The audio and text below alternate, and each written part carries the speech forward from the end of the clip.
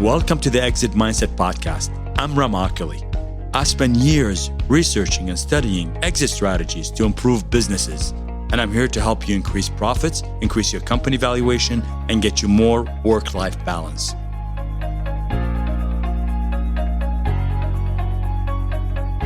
Today we'll be discussing what this podcast is about and what the exit mindset is. Now let's talk about why I created the exit mindset. So years ago, I started one of my companies at the time, and I had a new concept.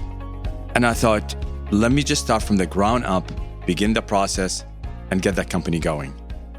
So I started, and in the meantime, I had a good friend of mine, that was out of a job. He was laid off. And he said he was looking to do something. And I said, look, I'm starting this whole new business. Feel free to hop in and be part of it. And he said he'd love to, he'd want to, he's excited. He was very excited about it. And I said, okay, great. So as all of you know, starting a company from the ground up is a big undertaking. And there is a lot of work to be parsed. So I continued working. But one thing I've noticed over time is that he wasn't doing anything. But I was so busy doing what I'm doing that I sort of pay attention to it. So as the company got off the ground and we started doing business, at that point when business starts to happen, he started showing up. And again, when you're friends, you let these things go. You don't pay too much attention to it. You kind of dismiss it. But one thing I've learned over the years is that friend and partnerships are completely two different things. And one better be careful how to approach friendship and partnerships. But that's a subject and a topic for a different time. So the company began operating, and I took it from a place where it was doing nothing to a place where it's selling significant amount of product. And we went on and on and on. It was successful, and it was fun at the time. And we were doing all that business, and things were rolling. And one day I was about to go on a trip with my partner at the time, and I just walked into his office just to talk to him about something about that particular trip. And he wasn't there. But as I was leaving, I noticed something on the desk, a stack of checks. I said, look, let me see where we're getting those from. So I pulled the stack and I started ruffling through it, just looking. And no, next thing I know, I see a check in his name. And I'm looking, that's odd. And I keep ruffling. I see another check in his name. So every few checks, I'm seeing one here, one there. And then I've noticed a check with a company name on it. But then something odd about that company name was slightly different than our company name. And I'm going, what is that? Is it just a typo? So then I kept going through the checks and I found that the exact company name was there, the wrong company name. So it dawned on me, probably there is something going on in here other than the fact that they made a mistake and there might be another company in this process. So what I figured is that obviously customers were writing checks to his name, and then I figured out eventually that he actually had another company set up with a similar name to ours. So when the customers were writing the check, they were thinking they were writing into the right company. You can understand after that, pretty much that blew up the whole relationship, the friendship and the work relationship. We went through a process of figuring out what to do, and I had control over the company at the time. So I decided to just unravel the whole thing. And because it was so intertwined with his work in the company, I decided to basically sell it and move on. And I had other ideas that I wanted to do. So I went out there to sell the company, and I talked to a number of business brokers, people that had interest in buying it from me. One thing I found out is that the price that they were offering me for the company wasn't anywhere near what the company should be getting for it. I mean, certainly we're profitable. Despite the fact that he was taking money from the company, we were still doing good. The books were good in terms of numbers, and their product being sold, and we have a profitable situation. But when it comes to buying it, it was a different story. We were just getting pennies on the dollar, and I couldn't figure it out. After a while, I realized this isn't going to go anywhere, and I embarked on a search to figure out what is it that made that company valued less than what it should be. And I spent years researching, looking at, and working with and talking to business brokers, people that have businesses and sold them, did research on how people sell businesses. So I found there's a couple of ways to look at this, which is one of them is to go to textbook classic way of business valuation, or go to the real reasons why my company did not sell for the price that it was worth, in my opinion at least. And what I distilled from the process is 3 principles that I believe that the key reasons why you would have harder time getting the right price for your company than if you apply those 3 things. And those things are from the trenches. So they're not conventional. And I'm bringing that information to help you in your business and to be able to create a better model for yourself. Now, we all know there's no perfect model in business. Business is business. And if there's one specific way of doing it, somebody would write a book about it and everybody would be successful, which in the end means nobody would be successful. The reason for that is that anything that's easy and widely accessible to everybody in the world and can be done by anybody is not worth that much. The reason you're able to be successful and the reason you're able to be distinguished in what you do is because it's not easy. And anyone in business knows that. You've seen the battles you have to go through. You've seen the difficulties you got to go through every day and every month and every year. And you see the challenges. And these are the things that make business business. So needless to say, I went out there and did research and work and got here. So what I wanted to do really is convey to you all that information.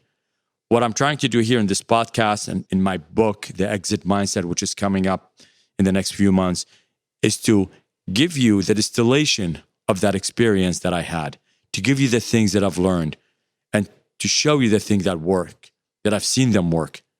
And not just that, I have tons and tons of information from numerous business owners, CEOs, people at high levels that I learned from. And I got a lot of information that I correlated to the subject of how do you make your business better and how to exit your business with a higher valuation.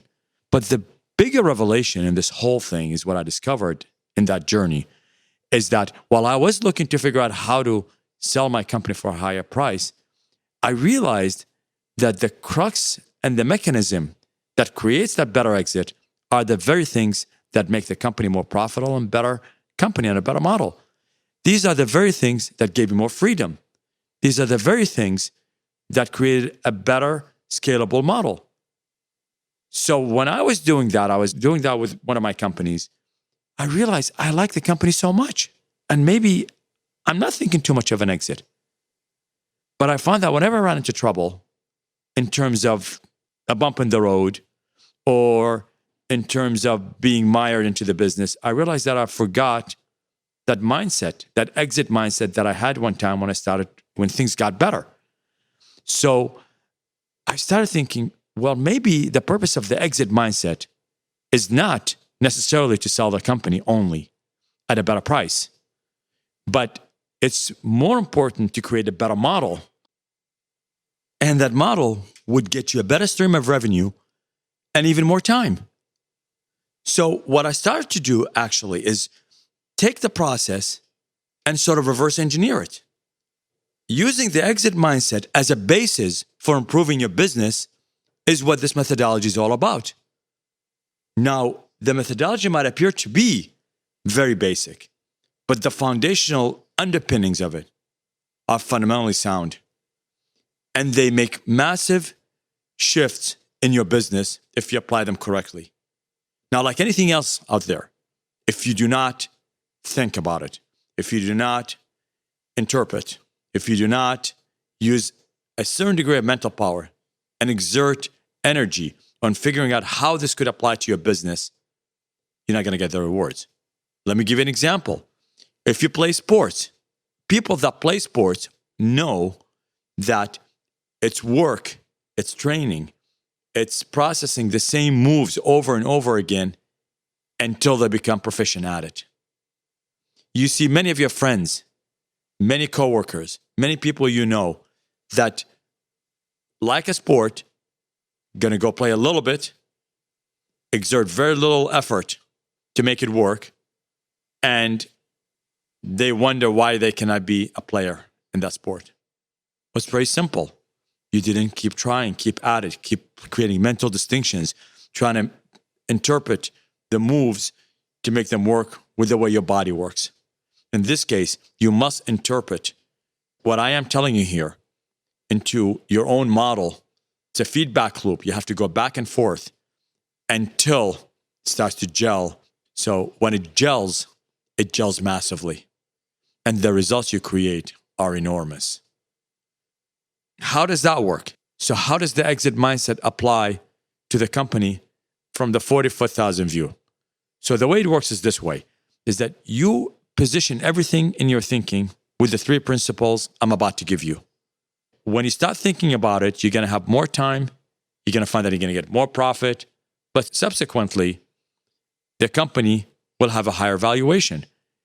The key to this is that you got to think of your company from a buyer perspective.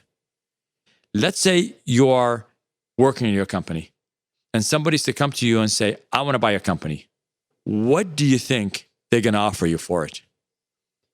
Probably going to have an inflated number, or probably have a realistic number, depending on the way you think.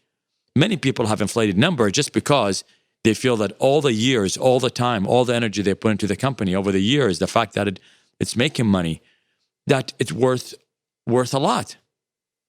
And I've talked to a lot of people that tell me that exact thing. And most of the time when you look at it, their company is not worth, not even a fraction of what they think it is. And here's where the problem lies. Because people don't know what they don't know, which means they don't know that when a buyer comes in, that the price is going to be significantly less when it's offered to them, then they assume that everything is okay. Now, let's not even mention the fact that they are running a hamster wheel in the company. They're just working. They are not getting the results they're looking for, meaning in terms of profits. And they find themselves constantly under pressure. And to top all that, the company would not sell for what it's worth after they've done all the work. And the problem with that problem is that the final result, the scorecard, doesn't come to you while you're working. It comes to you at the end. It's a scorecard by definition, meaning that you could be working at your company for 30 years, or you could be an executive in a company for 30 years, and you realize the company never got to where it needed to go because you did not execute with an exit mindset. You executed with a day-to-day mindset, a mindset that's designed to solve problems. And that's what business owners are good at. And just let's face it, let's be real. A lot of us are in the business of solving problems. We're able to solve problems that other people break at just looking at. And when that skill is there, which not many people have, we tend to take advantage of it because we feel like we're accomplishing things that others don't, and we feel that we're getting somewhere with it. However, to me, this is a tactical skill. It's not a strategic objective. The strategic objective is to achieve a company that can exit with the highest possible value that you can get out of it based on your true work, based on your efforts, based on its profits, based on positioning, based on a number of things that you've done over the years to make it worth what it is. And I call that intrinsic value versus perceived value. So intrinsic value is based on your feelings about the company. Intrinsic value is based on what you think it's worth. Now, let's talk about perceived value. Perceived value is what the buyer sees. He perceives the value of the company to be as such. Because the company's got intrinsic value that you're aware of, the buyer might be aware of that and might take advantage of it. So the buyer might see one of two things. The buyer might look at your company and put a certain price on it. That is, in their mind, is realistic. That's what it's worth. Based on X, Y, and Z, that's what it's worth. There's another situation where the buyer looks at it and knows that there's intrinsic value in there that is kempt, that is not manifested, that is not clear, and that has not been exploited. So what do? They say, okay, look, from a perceived value, and they won't tell it's perceived, they just say from a valuation standpoint, I see your company worth this much. And that would be 1/10, let's say, of what the company is worth. But they know if they take the company and improve certain things in it, they're going to be able to get 10x from it. And they know the effort to do that may not be as significant as it appears to the business owner. Or they know that the business owner has overlooked it. And now the business owner, because they have no choice, and they want to sell the company, they would say, sure, okay, I guess you're offering me 1/10. The other guy offered me 1/10. The other person offered me 1/10. Nobody's offering me 2/10. Therefore, I'm going to give it for 1/10. And to me, that is sad. That is not what you want. You really want all the efforts, all the years you spent on building your company to be worth what it's worth. You want to be proud of what you've done. By the way, part of that pride is the valuation you get from others. So that's a number. Sometimes you can take your efforts and quantify to a number by how much is it worth. And something that's worth a lot will give you a sense of pride and will give you a sense of accomplishments and also makes it worthwhile, not to mention all the financial benefits you would reap out of creating a model that is giving you more money for the exchange that you give for the company.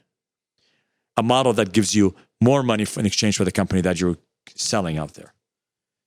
That is some of the thinking, and there's plenty of it to go around when it comes to the exit mindset. There's plenty of thoughts, concepts that we're going to go to over time. This is just hardly the beginning. The exit mindset involves every aspect of the company, every way you can look at it. However, it uses very simple levers. And lots of times, people think that more complex things are the way to get things done.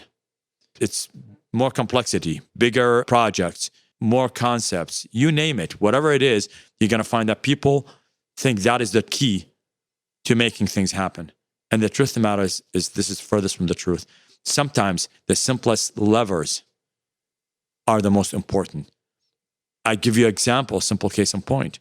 If you play hockey, you really are playing with two things, a puck and a stick. That's it.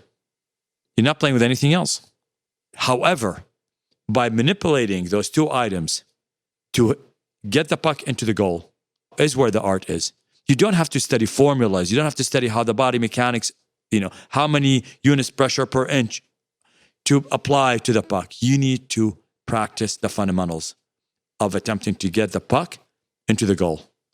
And if you keep doing that over and over again while moving, you're going to get better at it. You can read books and theories and you're not going to get you any better other than using the basic fundamentals in playing hockey. This is the same. The three principles that we're about to talk about are foundational, and you'll find them to be very, very powerful. So in the next podcast, we'll be talking about these three principles, and we'll start talking about how you could apply them. And I will warn you right now, this is a journey. This is not a 1, 2, 3. If you want 1, 2, 3, probably this podcast wouldn't be very beneficial to you because you're going to take something that requires continuous application and refinement. It's sort of like you want to be, again, if you go to the hockey metaphor, you want to be a hockey player and you want to walk into the ring once, play a little bit and go home. And then declare yourself a Class A hockey player. Be able to play in a field or in a ring in front of many, many people. You're not going to do that. It's not going to happen. You want to get good sums of money for doing that? Good luck. Nobody's done that. And if you look at all the successful people that have done something, they've done it by repeat application of one thing. In martial arts, there are only two moves. There's a punch and there's a kick. There's nothing else. Yet, there are infinite applications to the art of fighting. You could go up, down, sideways, different angles. Success is the continuous practice in those arts. So anyway, your business is the same thing. It's the same way. Your company needs application of principles and then refinement of those principles. However, you have to be on the right principles. If you get on the wrong principles or you get in diluted principles or you get principles that don't help you, they just kind of add a tactical something to your company, you're going to end up with a situation where you're not going to get to the thing you want out of your company. Ultimately, you and I know what you want out of your company is a great business, a great company. And if you're an executive in a company running the company, you want your stock options, you want your boss to look at the company, to acknowledge your contribution. You want to be able to take the company next level because you probably have, whether you have stock options, whether you have, a stake at growing, whether you have a career to manage. It's the same thing applies. You use those principles to help your company get better. It's foundational here. Action is everything. If you don't use it, you'll lose it. I'm Rem Oculee. I'll see you on the next episode. You've just listened to the Exit Mindset podcast with Rem Oculee. If you haven't yet subscribed or followed, please do so in your podcast listening app. Or better yet, visit exitmindset.com to join the conversation, access the show notes, and discover our bonus content. Lastly, we want to help as many business owners as possible. If you know anyone that could benefit from the information given in this podcast, please feel free to share it with them. Until next time.